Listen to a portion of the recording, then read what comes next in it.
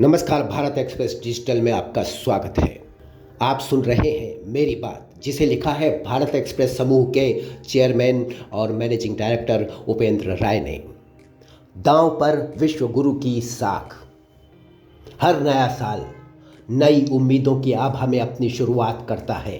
साल 2023 भी इसी परिपाटी को लेकर ही आगे बढ़ रहा है।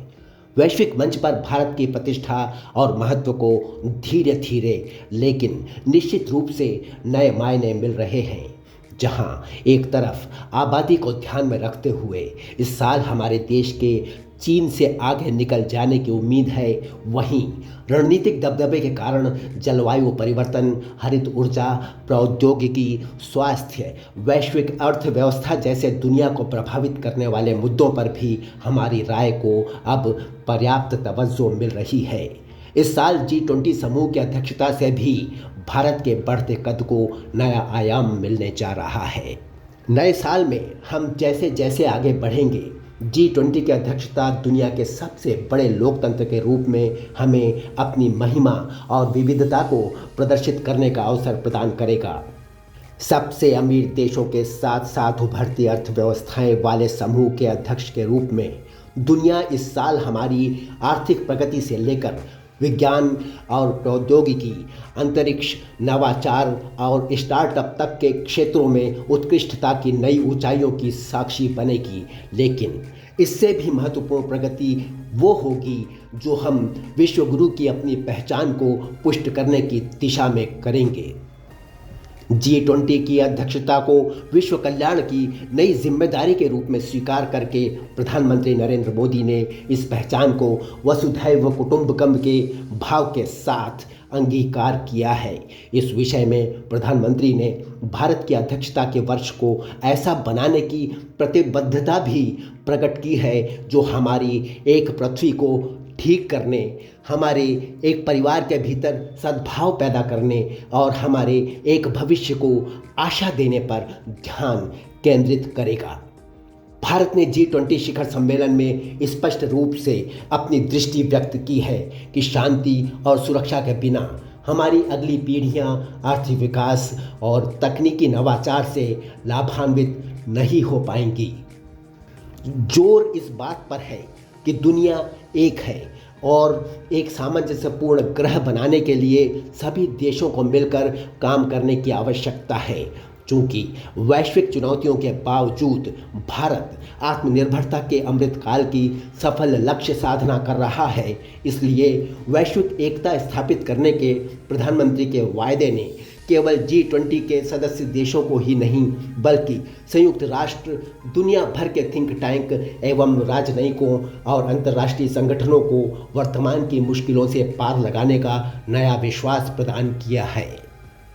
भारत पर यह भरोसा ऐसी परिस्थितियों के बीच व्यक्त हो रहा है जब दुनिया पहले से कहीं ज़्यादा जुड़ी हुई है और इसके बावजूद वैश्वीकरण तेज़ी से अपनी वैचारिक गति को खो रहा है। ऊर्जा संकट और बढ़ती मुद्रास्फीति के दोहरेपन के कारण आज प्रत्येक राष्ट्र अपने स्वार्थ को ही प्राथमिकता दे रहा है। कोविड-19 और महामारी के बाद की परिस्थितियों में चीन और विकसित देशों के अंतर संबंधों ने दुनिया को आर्थिक उथल पुथल में झोंका हुआ है। इन सबसे बढ़कर रूस यूक्रेन का अब लगभग साल भर से चला आ रहा युद्ध केवल इन दोनों देशों के ही नहीं बल्कि कई वैश्विक संगठनों के सब्र का भी इम्तिहान ले रहा है। एक चुनौतीपूर्ण पहलू सदस्य देशों के बीच अंतर को कम करना भी है।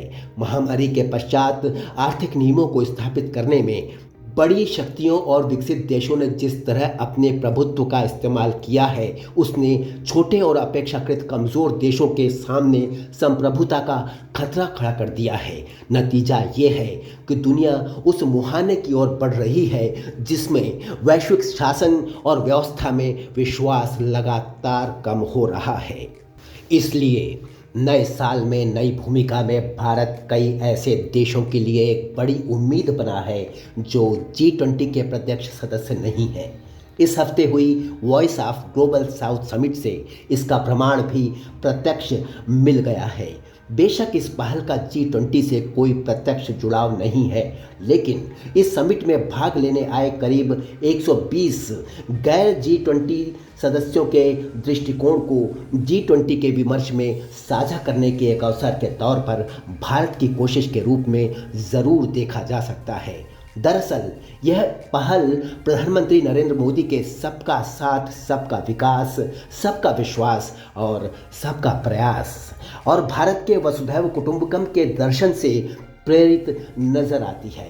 पिछले साल रूस यूक्रेन युद्ध को लेकर आज का युग युद्ध का नहीं है वाले प्रधानमंत्री के बयान से भी भारतीय कूटनीति को लेकर विश्व मंच पर एक अच्छा संदेश गया है।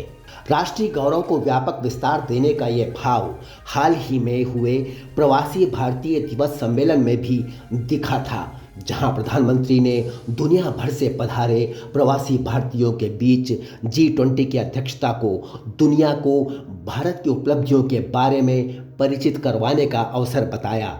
ठीक उसी तरह जैसे यह दूसरों के लिए भारत के अनुभवों के आधार पर एक स्थायी भविष्य का रास्ता तैयार करने का सुनहरा मौका है। प्रवासी भारतीय दरअसल ऐसा विशिष्ट समूह है जो न केवल अमृतकाल में देश की प्रगति और विकास में महत्वपूर्ण भागीदारी कर सकता है, बल्कि भारत के बारे में और जानने की दुनिया की इच्छा को प्रभावी तरीके से संबोधित भी कर सकता है। वैश्विक पटल पर आज भारत की आवाज़ और संदेश का एक अलग ही महत्व है। आने वाले दिनों में भारत की ताकत निस्संदेह और भी बढ़ेगी। आज का भारत खंडित दुनिया में शांति, स्थिरता और साझा समृद्धि को आगे बढ़ाने में सक्षम है। वसुधैव कुटुंबकम का उद्घोष दरअसल शांति और स्थिरता के साथ ही आशा और सद्भाव जैसे उन महत्वपूर्ण विचारों का भी आधार है जो दुनिया की सबसे उन्नत और उभरती अर्थव्यवस्थाओं के समूह में भारत की अध्यक्षता की रूपरेखा तैयार करेंगे। इस समूह की रणनीतिक अहमियत है क्योंकि यह संयुक्त रूप से दुनिया की आबादी का लगभग 65%, वैश्विक व्यापार का 79% और विश्व अर्थव्यवस्था का लगभग 85% हिस्सा है। G20 इसलिए भी महत्वपूर्ण है क्योंकि यह संयुक्त राष्ट्र के सभी 5 स्थायी सदस्यों, G7 के सभी सदस्यों और सभी ब्रिक्स देशों का प्रतिनिधित्व करता है। इस लिहाज से G20 में भारत की अध्यक्षता केवल एक कूटनीतिक घटना नहीं है, बल्कि वैश्विक शांति और विकास का एक ऐतिहासिक आंदोलन है। स्पष्ट तौर पर भारत के लिए समावेशी और निर्णायक कार्रवाई की दिशा में प्रयास का मंच तैयार है। इन सब के बीच आपसी संघर्षों में उलझी हुई दुनिया आशावान है कि आने वाले दिनों में भारत सामूहिक निर्णय लेने की अपनी परंपरा के माध्यम से अपने G20 एजेंडे को भी आगे बढ़ाएगा और वैश्विक चुनौतियों के समाधान तलाशने में आशातीत सफलता भी प्राप्त करेगा।